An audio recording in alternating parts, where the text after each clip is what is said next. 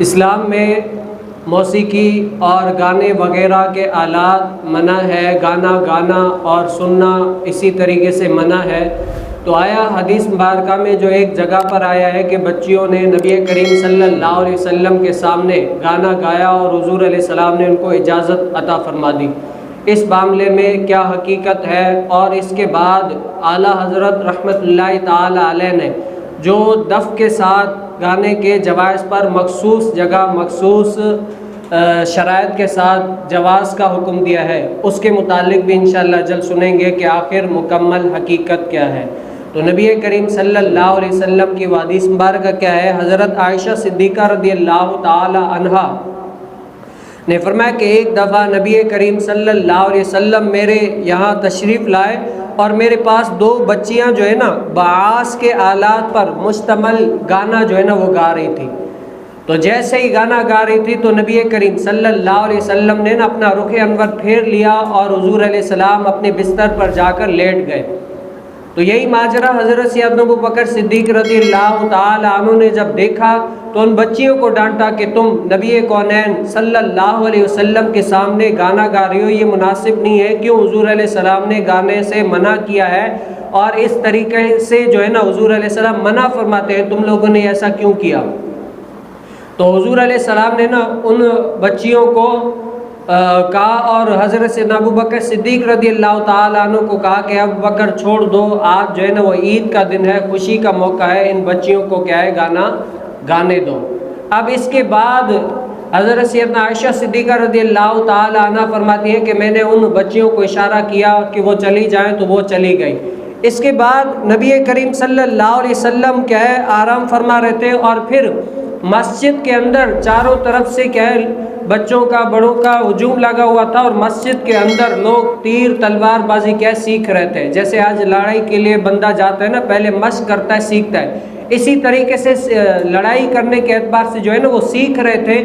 تو حضرت سیدنا عائشہ صدیقہ رضی اللہ تعالیٰ عنہ فرماتی ہے کہ میں نے کہا یا حضور علیہ السلام نے یوں فرمایا کہ کیا تم دیکھنا چاہتی ہو؟ میں نے کہا ہاں۔ تو حضور علیہ السلام نے مجھے بلایا اور اپنے پیچھے کھڑا کر دیا، گویا کہ میرا رخسار اور حضور علیہ السلام کا رخسار آپس میں کیا ہو رہے تھے؟ میچ ہو رہے تھے، مل رہے تھے، ٹچ ہو رہے تھے۔ اب یہی منظر پھر حضرت سیدنا عمر بن خطاب رضی اللہ تعالیٰ عنہ نے دیکھا تو ان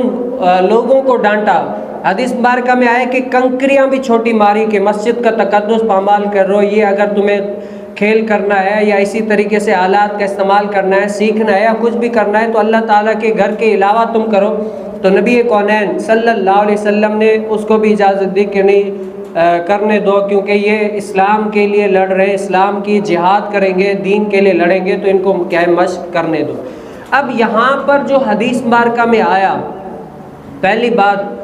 کہ دو بچیاں جو ہے نا وہ گانا گا رہی تھی، حضور علیہ السلام نے ان کو اجازت دے دی کہ وہ بھلے گئے۔ اب یہاں سے کچھ لوگ کیا ہے اس بات کا جواز نکالتے ہیں کہ مولویوں نے، عام لوگوں نے گانے گانے سے منع کر دیا ہے، حالانکہ نبی کریم صلی اللہ علیہ وسلم نے تو ان بچیوں کو گانا گانے کی اجازت دے دی کہ وہ بھلے گانا گائیں۔ اب اس کے بارے میں علماء نے کیا فرمایا کہ وہ بچیاں جو گانا گا رہی تھی نا وہ دف کے ساتھ گانا گا رہی تھی، کیا ہے وہ دف کے ساتھ گا رہی تھی، اور یہ واقعہ جو ہے نا ایام منہ میں واقع ہوا، اور عام طور پر گانا گانا منع ہے، اسی لیے حضرت سیدنا ابو بکر صدیق رضی اللہ تعالی عنہ نے جو بچیوں کو منع کیا تھا وہ اسی لیے منع کیا تھا، اور جو حضور علیہ السلام نے ان کو اجازت دی وہ کیا ہے خاص موقع، عید کا دن ہو یا شادی وغیرہ کا موقع ہو پہ ایسا گانا جو فحش گو نہ ہو، خرافات وغیرہ نہ ہو، تو ایسا گانا کیا ہے سننا جائز ہے، کیا ہے سننا جائز ہے۔ اور اعلیٰ حضرت رحمۃ اللہ تعالی علیہ نے جو دف کے ساتھ گانا گایا جاتا ہے اس کی اجازت دی ہے مخصوص شرائط کے ساتھ۔ وہ شرائط کیا ہیں ہم سن لیتے ہیں کہ اعلیٰ حضرت رحمۃ اللہ تعالی علیہ نے جو شرائط لکھی ہے وہ کون کون سی ہیں، اور یہ جو اجازت ہے اعلیٰ حضرت نے ہر جگہ پر نہیں دی، بلکہ کیا ہے اعلیٰ حضرت نے مطلق دف کے ساتھ گانا گانے کی اجازت نہیں دی، بلکہ خاص مواقع، خاص جگہ کے لیے دیے، اور یہ کیا ہے خوشی کے موقع پر چند شرائط کے ساتھ جائز ہے۔ وہ شرائط کیا ہے انشاءاللہ جل مختصر سے ٹائم میں ہم اس کو ڈکلیئر کریں گے۔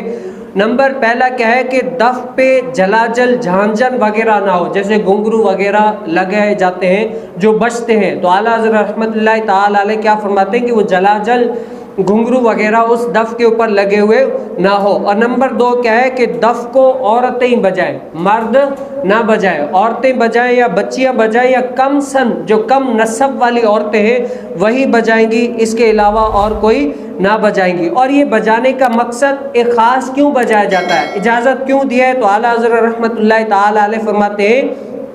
کہ یہ کیا ہے کہ نکاح میں اعلان کی صورت ہے، تاکہ لوگوں کو پتہ چلے کہ بھئی آج خوشی کا دن ہے، عید کا دن ہے یا شادی کا دن ہے، اسی لیے بجایا جاتا ہے۔ اور نمبر تین کیا ہے کہ گانے کے الفاظ جو ہے نا وہ ناجائز نہ ہو، فحش اور بے حیائی والے نہ ہو۔ اس ٹائم پر جو وہ یعنی جو گاتے اس کو گانا گاتے تھے، آج یہ والا گانا اس ٹائم کا جو متصور نہیں ہے جو آج جو گانے والا ہے، وہ پہلے والا گانا یہ والا نہیں تھا جو آج ہے۔ اور اسی طریقے سے بہت سارے اس پر کتابیں چھپ گئی ہیں کہ آج کل جو مارکیٹ کے اندر گانے یعنی ریکارڈ ہو کر آ گئے سوشل میڈیا کے اوپر، اسی طریقے سے نیٹ کے اوپر موجود ہے، تو کئی ایسے گانے ہیں جن میں کفریہ کلمات ہیں۔ کیا ہے؟ کفریہ کلمات ہیں۔ سننے والا کیا ہے وہ سن رہا ہوتا ہے، چسکے لے رہا ہوتا ہے، لیکن اس سے کیا اس کا ایمان ہی چلے جاتا ہے۔ کیا ہے؟ جیسے مثال کے طور پر ایک مثال میں آپ لوگوں کو دے دوں، آپ لوگوں نے کئی جگہ پر یہ گانا سنا ہوگا کہ اللہ تعالیٰ نے تم کو کیا فرصت سے بنایا ہوگا۔ اب علماء کرام نے اس گانے کے متعلق لکھا ہے، اس طریقے سے اور بہت سارے گانے، پوری کتابیں موجود ہیں کہ اللہ تعالیٰ کے لیے فرصت کا لفظ استعمال کرنا یہ کیا ہے ناجائز حرام ہے، اور یہ کہنے والا کیا ہے دائرہ اسلام سے خارج ہو جاتا ہے۔ یہ ایک مثال ہے، اس کے علاوہ کئی ایسی مثالیں ہیں اگر آپ سنیں گے تو آپ دنگ رہ جائیں گے۔ اسی لیے اعلیٰ حضرت رحمۃ اللہ تعالی علیہ فرماتے ہیں کہ آج کے دور میں جس کو گانا یہ کہتے ہیں، پہلے والا وہ گانا نہیں تھا جو آج یہ لوگ سمجھ رہے ہیں، اور گانے میں کیا ہے شرکیہ اور فحش گوئی والے الفاظ بھی استعمال نہ ہو، اور نمبر چاہے کوئی فتنہ، بے پردگی یا خلاف شرع کیفیت وغیرہ نہ ہو۔ جیسے آج کل کے دور میں آپ نے دیکھا ہوگا مرد اور عورتین کا اختلاط ہوتا ہے، دونوں ساتھ ہوتے ہیں، ناچ رہے ہوتے ہیں، سب کچھ کر رہے ہوتے ہیں، اور ویڈیو وغیرہ یہ وہ نامحرم وغیرہ کا کوئی بھی امتیاز ہی نہیں ہوتا، سارے لوگ ساتھ ہوتے ہیں اور کون کس نظر سے دیکھ رہا ہوتا ہے۔ تو اعلیٰ حضرت رحمۃ اللہ تعالی علیہ فرماتے ہیں کہ یہ طریقہ بھی جائز نہیں ہے۔ اور اس کے بعد کیا فرماتے ہیں کہ ڈھولک اور دف میں فرق ہوتا ہے۔ کیا ہوتا ہے؟ ڈھولکی اور دف میں کیا ہے فرق ہوتا ہے۔ جو اعلیٰ حضرت نے اجازت دی ہے وہ دف کے ساتھ دی ہے، اور آج جو عام جگہ پر رواج پڑ گیا ہے وہ کیا ہے ڈھولکی کا ہو گیا، ڈھولک کا ہو گیا، اور یہ کسی بھی طریقے سے جائز نہیں ہے۔ اور اس کے بعد محدثین نے لکھا ہے کہ یہ جو ہے نا وہ بچیاں تھی، کیا تھی وہ جنہوں نے گانا گایا تھا وہ بچیاں تھی، اور ہمارے والا گانا نہیں تھا جو آج ہم لوگ گاتے ہیں، اور وہ بچیاں بھی کہاں تھی؟ گھر میں تھی، بچوں پر کوئی بھی حکم شرع نہیں لگتا۔ تو یہ حالات تھے، یہ ساری شرائط ہیں اعلیٰ حضرت رحمۃ اللہ تعالی علیہ نے لکھی ہے ان کی بنیاد پر۔ اور اس کے بعد جو مسجد کے اندر تیر اندازی کر رہے تھے اس کے بارے میں محدثین نے لکھا ہے کہ یہ کیا ہے جہاد کی تیاری تھی، ثواب کا کام تھا، اسی لیے حضور کریم صلی اللہ علیہ وسلم نے ان کو اجازت دے دی کہ اس بنا پر یہ کیا جائے۔ تو الغرض آج کل جو لوگ اس بات کو جواز بناتے ہیں کہ پہلے تو اعلیٰ حضرت نے دف کے ساتھ گانا گانے یا نعت دف کے ساتھ پڑھنے کی بالکل ہی اجازت نہیں دی، جو آج لوگ اعلیٰ حضرت پہ یہ ایک طرح کی تہمت ہی ہوگی کہ تہمت باندھ کر کہتے ہیں کہ اعلیٰ حضرت نے ہمیں اجازت دی ہے کہ دف کے ساتھ گانا گائیں یا نعت شریف پڑھیں۔ نعت شریف بھی بالکل ہی منع کر دیا اعلیٰ حضرت رحمۃ اللہ تعالی علیہ نے دف کے ساتھ پڑھنے سے، اور گانا بھی مخصوص شرائط کے ساتھ جو میں نے آپ سے کے ساتھ کچھ ذکر کیے اس کے ساتھ، اس کے علاوہ اور بھی کوئی جائز نہیں ہے۔ اور کئی جگہ پر آپ نے علماء سے سنا ہوگا کہ نبی کریم صلی اللہ علیہ وسلم نے ایسے آلات جہاں پر بجتے تھے تو اپنی کانوں میں انگلیاں ڈال کر کیا ہے وہ آگے بڑھ کر جلدی سے آگے چلے، تاکہ یہ کیا ہے فحش گوئی ہے، اللہ کو ناراض کرنے والے کام ہے، اسی لیے حضور علیہ السلام آگے چلیں گے۔ السلام علیکم ورحمۃ اللہ وبرکاتہ۔ خوش آمدید علامہ آصف قادری آفیشیل میں درس بخاری کی اس بابرکت سیریز کے لیے ہمارا چینل سبسکرائب کریں اور بیل آئیکن ضرور دبائیں۔